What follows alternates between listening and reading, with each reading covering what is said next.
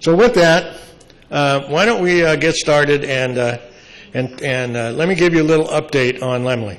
If you remember from last month, we started with a little short history of the Laemmle Project. So if you're not fully aware of what it is, it deals with the 2 square blocks that are just opposite the Newhall Library.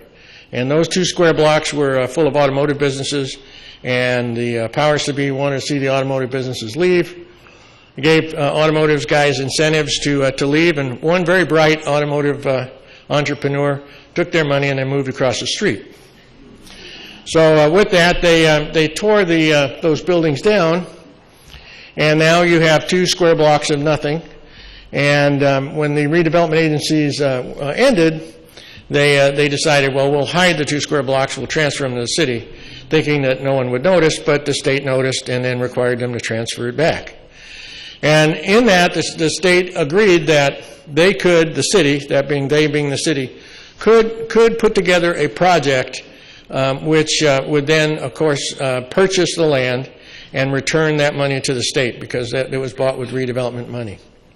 And so they sent out an RFP, and they only got 5 responses that were they only had 5 responses and only 2 which included a theater, and they decided to pick Laemmle. So here on the July 4th, 2015 City Council meeting, the council decided to enter into an exclusive negotiating agreement with Serrano Development and the Laemmle folks. And we learned at that meeting that there would also be a city contribution. That's a good question, and we'll try to answer it. So just to let you know, if you're not familiar with Laemmle, Laemmle is a group of 7 or 8 family-run art house movie theaters, because it was 7, but they are building one that hasn't yet opened. It will be 8. Been around for a long time, and they're very well connected. So here comes the September update from where we were before. One of the big issues was parking. In the Newhall specific plan, which was supposed to be implemented as a part of the redevelopment agency, there was supposed to be 2 400-unit parking structures built on either end of what now is called Main Street. Those parking structures never got built. And if you decide you're going to build a residential development where it has apartments or condos or so on and so forth, currently I was told at that meeting on the 26th, which that meeting on the 26th was with Serrano, Laemmle, and Mr. Boydston, that the code was 2.5 spaces per unit, which I still think is underparked. I don't think that's enough parking spaces per unit, but that's what it was. So the Newhall specific plan assumes that there was going to be this 400-unit parking structure, and so when they asked for the development on the mixed-use project, they reduced the parking requirement of the project itself to only 1.5 spaces per residential unit.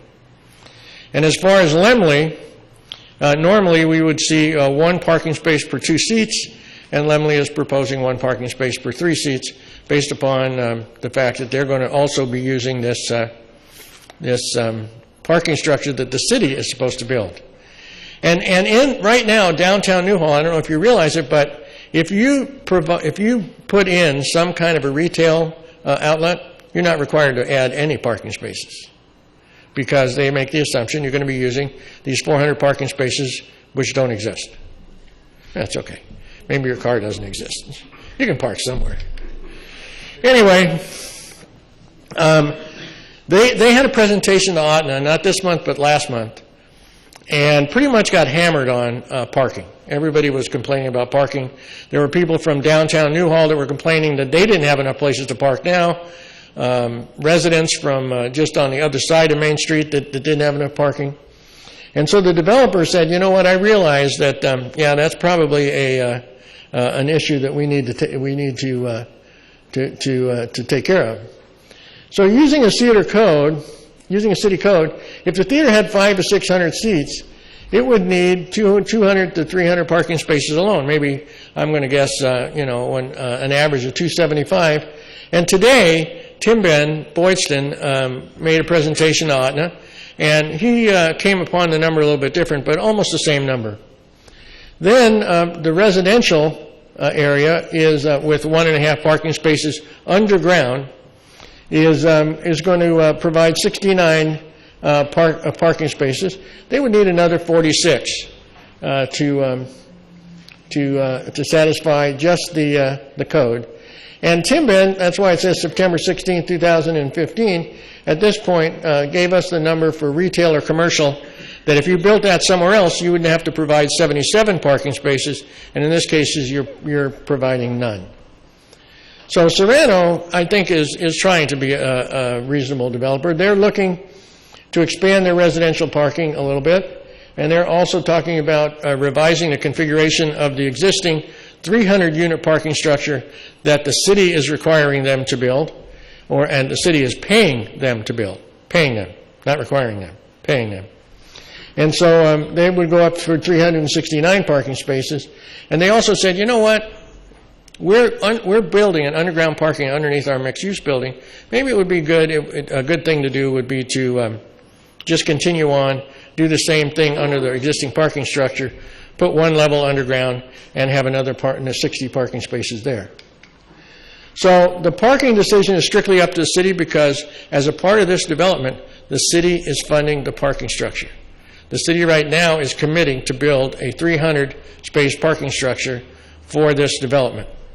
And because of the discussions in the uproar, the city right now is funding an additional parking study, and I just can't wait to see what that looks like. Anyway, it got brought up at that meeting on August 26th whether or not this would include paid parking, and everybody said, well, we don't know, it's up to the city. So I have no idea what they're going to do. Because the city kept saying, well, we're just following the Newhall specific plan. And they are. They're following Newhall specific plan, providing that they had 800 more parking spaces, 400 on each end of Main Street, which they don't have. But the most interesting thing is that there's a surprise at every meeting. Every meeting I learn a little bit more. You know, if I go to enough meetings, I might learn what the whole project is before it actually goes to council. So at this meeting, we got a surprise. There's going to be a Newhall archway sign. How about that? Welcome to Newhall. You know, have you ever been to Crystal Cathedral yeah, well, there you go. It's going to be one of those big old signs. Anyway, that's included in the scope of the work, and it's $100,000. We asked Laemmle this one question, because Laemmle is saying, we're coming here as an art house theater, and there's a lot of people that would like to see an art house theater here.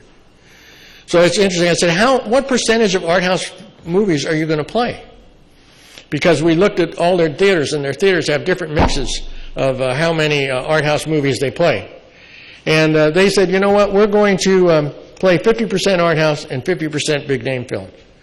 So here, for the 50% big name films, they're in direct competition with existing theaters, which did not get a $14 million subsidy to open up. And also, when they talk about revenue to the city, well, 50% of it's merely diverted from other theaters. And when we raised that question, they said, oh, well, you know, but when we have a theater here, it generates so much more interest. The other theaters all get more business. You believe that? I didn't think so either. So the contribution for this project, which was 12 to 13 million, at that other meeting was now 14 million. And you might suspect that I might ask a question or two. I know you'd find that hard to believe, but I normally do. Where's the money coming from? I keep asking that question. Where is the money coming from? And so Jason Crawford at the August 4th Oversight Board meeting said, we don't know. You know, I asked Dante Acosta that today. Where's the money coming from? And he said, well, city has a lot of money. I said, really? Where? You know, oh, I can't tell you that now. You'll learn that later. So we'll find out. So when I did my payback analysis last time, it was wrong. You know, I always admit, if I stand up here and I tell you something that's not true, I'll come back and tell you I was wrong. I was wrong.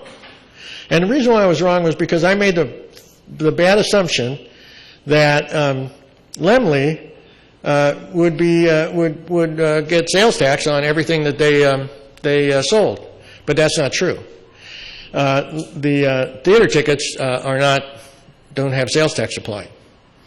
And also, when I looked at the numbers that we got, when someone said, well, there's this much in property tax and there's this much in sales, they mixed the numbers, so I really didn't get it. But Laemmle was good enough on August 26th to give me their spreadsheet, so I knew exactly what the numbers are. So here comes the numbers, and here you go. So you get a good decision whether or not you think this is a good way that we should spend our money.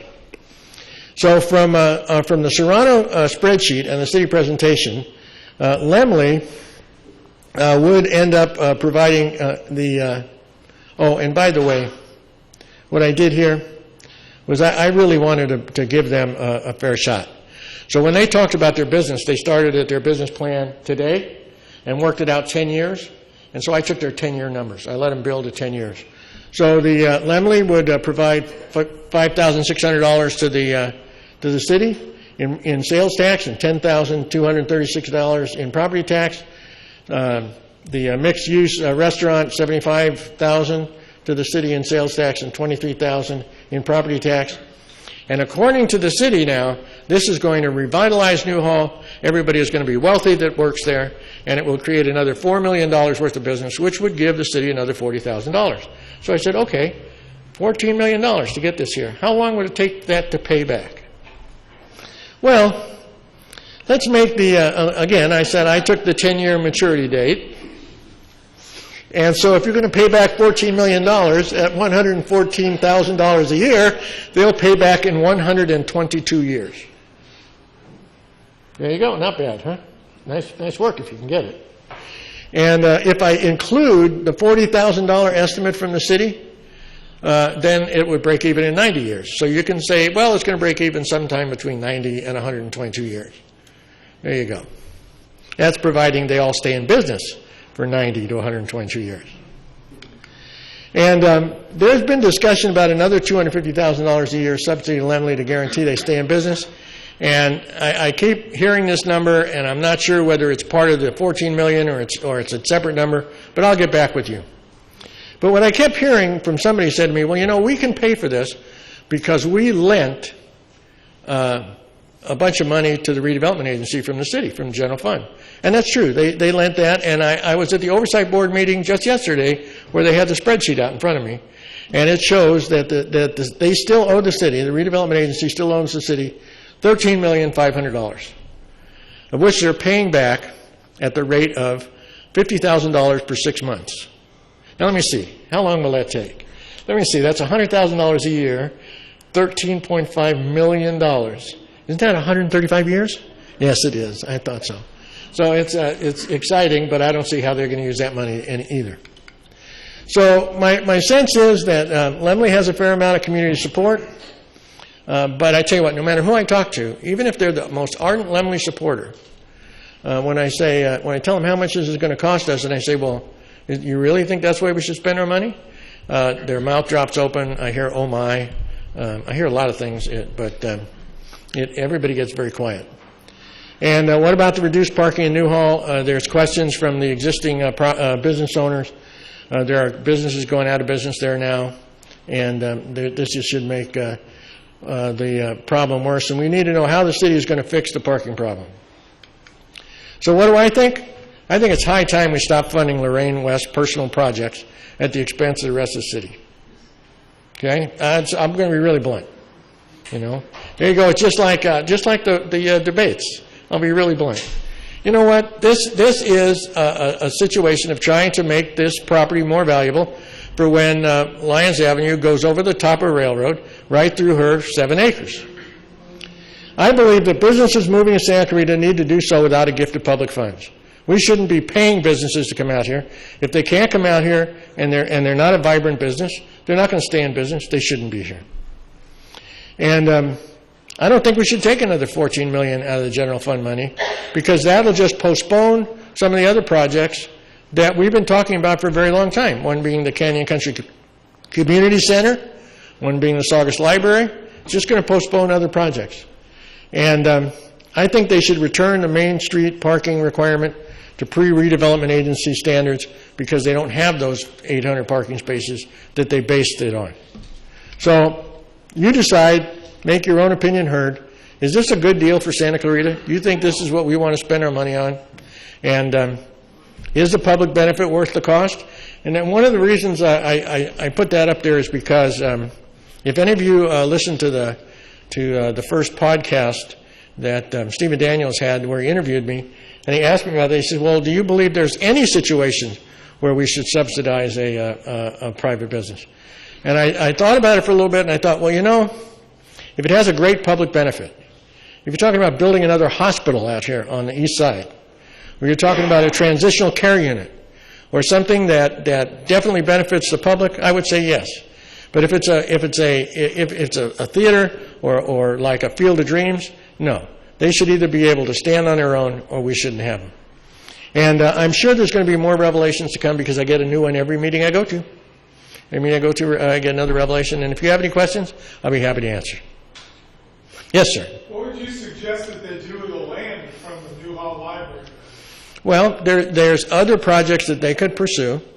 They could pursue retail in the same vein as the rest of Main Street, and then make the back half of it parking. They could build a big parking structure on it, like they talked about, right?